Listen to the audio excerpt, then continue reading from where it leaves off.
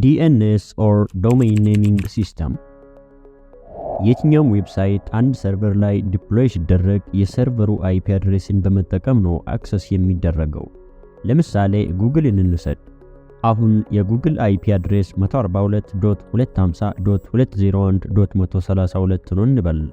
ስለዚህ www.google.com ብለን ከምንጽፍ 142.250.201.132 ብለን ሰርች ብናደርግም ጉግልን አክሰስ ማድረግ እንችላለን። በተመሳሳይ የፌስቡክ፣ የትዊተር፣ የኢንስታግራም፣ ቲክቶክ፣ ትሬድስ፣ ጊትሃብ፣ ዙም እና ሌሎች በአይፒ አድሬሳቸው አክሰስ ማድረግ እንችላለን። አሁን እዚህ www.google.com ከሚል የጉግል URL google.com የሚል ፓርት ዶሜይን ኔም ይባላል። እስቲ ይሄ ዶሜይን ኔም የሚባል የለም እንበል እና ዶሜይን ኔም ባይኖር አንድን ዌብሳይት አክሰስ ለማድረግ የዌብሳይቱ አይፒ አድሬስን እንጠቀማለን። ይህ ማለት ጉግልን አክሰስ ማድረግ ብንፈልግ ሰርች ባር ውስጥ www.google.com ብለን ሳይሆን አይፒ አድሬሱን ቀጥታ ማስገባት አለብን እና የትኛውም ሌላ ዌብሳይት መጠቀም ብንፈልግ አይፒ አድሬሱን እናስገባለን ማለት ነው። እንግዲህ ይህ ማለት 100 ዌብሳይቶች 100 የተለያዩ አይፒ አድሬሶች አሏቸው እና እነዚህ ሁሉ አድሬሶች ደግሞ የተለያዩ ናቸው ማለት ነው። አሁን እኛ 100ውንም ዌብሳይቶች የምንጠቀም ቢሆን እና እነዚህ ዶሜይን ኔሞች ባይኖሩ የእያንዳንዳቸው ዌብሳይት አይፒ አድሬስ መሸምደድ አለብን ማለት ነው። እነዚህ ሁሉንም ቁጥሮች ደግሞ ሸምድዶ መያዝም ሆነ ማስታወስ በጣም ከባድ ነው። ስለዚህ አይፒ አድሬሱን ከመያዝ ይልቅ ዶሜይን ኔሙን ማስታወስ በጣም ቀላል ነው። ይህ ማለት 142.250.201.132ን ከማስታወስ ይልቅ www.google.comን መያዝ ይቀላል ማለት ነው። ስለዚህ አይፒ አድሬሱን ከመጠቀም ዶሜይን ኔሙን መጠቀም ይመረጣል። አሁን እንግዲህ ዶሜይን ኔም መያዝ ቀላል ቢሆንም ኮምፒውተር ግን ከዶሜይን ኔሙ ምንም ሊረዳ አይችልም። ኮምፒውተር ከአይፒ አድሬሱ እንጂ ከዶሜይን ኔሙ ምንም ደንታ የለውም።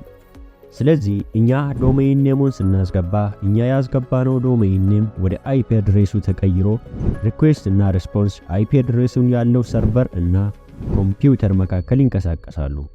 ስለዚህ ይሄን አይፒ አድሬስን ወደ ዶሜይን ኔም ለመቀየር የምንጠቀምበት ሲስተም DNS ይባላል። DNS ዶሜይን ኔሚንግ ሲስተም ማለት ሲሆን የዌብሳይትን ዶሜይን ኔም ወደ አይፒ አድሬስ ሪዞልቭ ለማድረግ ይጠቅማል።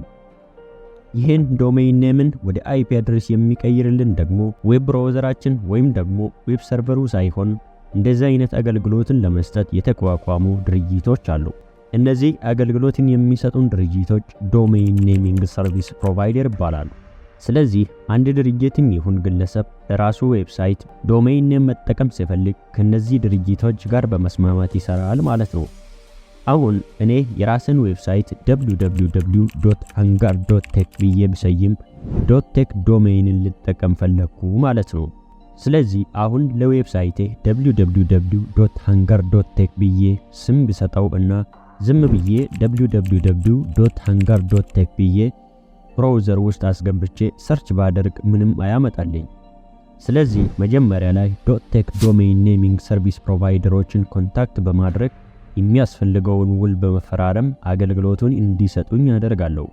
ከዛ እነዚህ .tech ዶሜይን ኔሚንግ ሰርቪስ ፕሮቫይደሮች የራሴን አይፒ አድሬስ with corresponding domain name በራሳቸው ዴታቤዝ ውስጥ ይመዘግቡልኛል። ከዛ የትኛውም ሪኩዌስት ወደ www.hangar.tech ሲመጣ መጀመሪያ ወደ .tech ዶሜይን ኔሚንግ ሰርቪስ ፕሮቫይደር ሲሄድ ይህ .tech የራሱን ዴታቤዝ ሪኮርድ ውስጥ ሳይክል በማድረግ ኦኬ በwww.hangar.tech የተመዘገበ አይፒ አድሬስ አለ ብሎ ሰርች በማድረግ በዚህ አድሬስ ሪኮርድ ተደርጎ ያለውን አይፒ አድሬስ መልሶ ወደ ብራውዘር ይልካል ማለት ነው።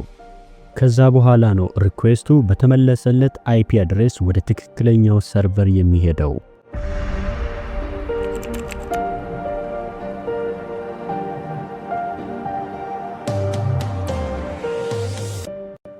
የዲኤንኤስ አሰራር በስልካችን ላይ የሰዎች ስልክ ቁጥር ሴቭ አድርገን የምንጠቀመው ጋር በጣም ይመሳሰላል።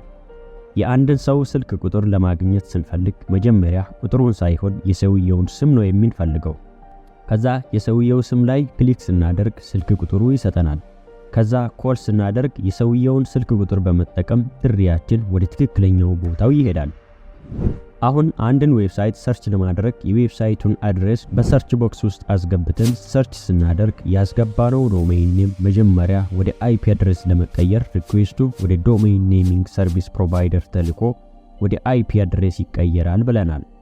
ነገር ግን አንዳንድ ሁኔታዎች ላይ አይፒ አድሬሱን ለማግኘት ወደ ዶሜይን ኔሚንግ ሰርቪስ ፕሮቫይደሮች የማይከድበት ፕሮባቢሊቲ ይኖራል።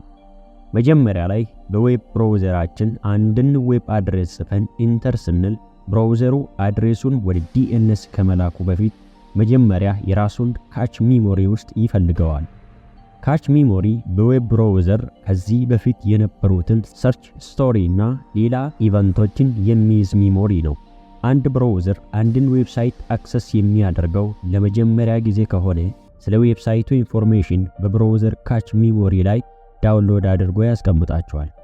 ይህ የሚያስፈልገበት ምክንያት አንድን ዌብ ፔጅ ደጋግሞ ሎድ ማድረግ ጊዜ ሊፈጅ ስለሚችል የዌብሳይቱን ሪስፖንስ ታይም ለመቀነስ ከዚህ በፊት ስለ ዌብሳይቱ ያሉ አስፈላጊ የሆኑ ኢንፎርሜሽንን በካች ሚሞሪ ውስጥ ሴቭ ይደረጋሉ።